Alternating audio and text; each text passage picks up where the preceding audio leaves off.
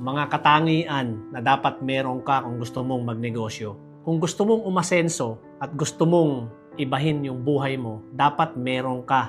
Dapat may mga katangian ka na dapat mong taglayin.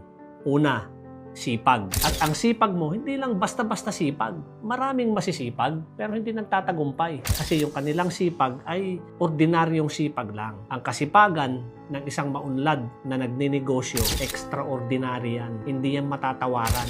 Pag tinawagan ka kahit 10 oras ng gabi, lalo na kung nagsisimula ka pa lang, dapat harapin mo. Dapat puntahan mo. Kumbaga, pag nagsisimula kang magnegosyo, 24 hours yan. Hindi totoong pag nagninegosyo ka, ay hawak mo yung oras mo. Pag nagninegosyo ka, yung business mo ang may hawak sa oras mo. At hindi lang sipag, dapat matyaga ka rin. Marami ring masisipag, pero kulang sa tiyaga. Kaya dapat taglay mo yun. Masipag ka, matyaga ka. Hindi lang sipag at tiyaga. Kailangan may diskarte ka rin. Kasi kung kulang ka sa diskarte, may mga bagay na dapat pinaiiksi mo lang yung ginagawa mo dahil ginagamitan mo ng diskarte. Kailangan masipag ka na, matyaga ka, may diskarte ka pa. Yun ba ay sapat na? Hindi. Kailangan pa rin meron kang angking talino. Yung talino na yan, hindi naman kailangan sobrang galing ka. Kailangan meron kang talino. Talino dun sa hanap buhay na gusto mong maging maunlad. Kasi kailangan, pag nagninegosyo ka, continuous learning yan. Kailangan yung negosyong gusto mo, nagre-research ka. Hindi yung kung ano yung alam mo, hanggang dun na lang.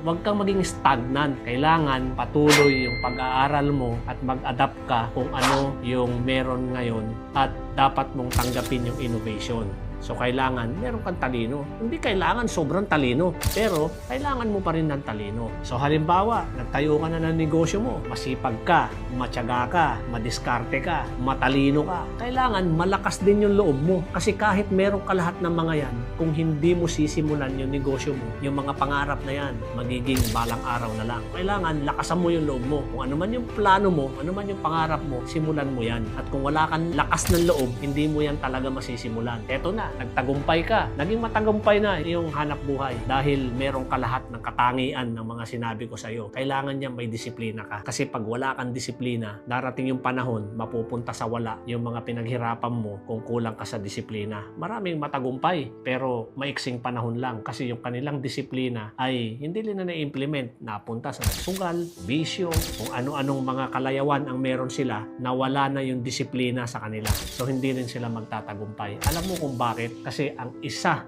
sa pangunahin na dapat meron ka, mataas yung relasyon mo sa Diyos.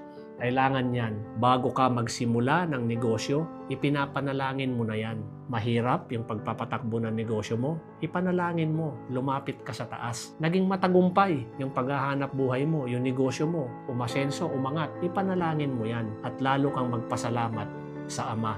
Yun kasi yung karamihan ng wala yung ibang negosyante. Kaya kahit mayaman sila, kahit matagumpay sila pagdating sa hanap buhay, pero bakit meron pa rin nadidepress na mga negosyante? Kasi kulang sila sa relasyon sa Ama. Kasi yung iba, ayaw na nilang pumunta sa bahay-sambahan. Ang katwiran nila, istorbo sa kanila yan. Pag pumunta ka sa bahay-sambahan, wala naman magtuturo sa'yo dun kung paano maging matagumpay sa negosyo, kung paano mo gawing matagumpay yung hanap buhay mo. Hindi ka tuturuan dun. Ang ituturo sa'yo dun kung paano maging mabuting tao. Yung relasyon mo sa tao, yung relasyon mo sa pamilya mo, yung relasyon mo sa mga partner mo, yun ang kadalasang mapapakinggan mo doon. At yun ang magbabalanse sa buhay mo bilang isang negosyante. Kaya kung gusto mong maging matagumpay yung business mo, dagdagan mo ng panahon ang paglapit mo sa Ama. Real talk lang mga ma'am sir, kahit gaano katagumpay yung negosyo mo,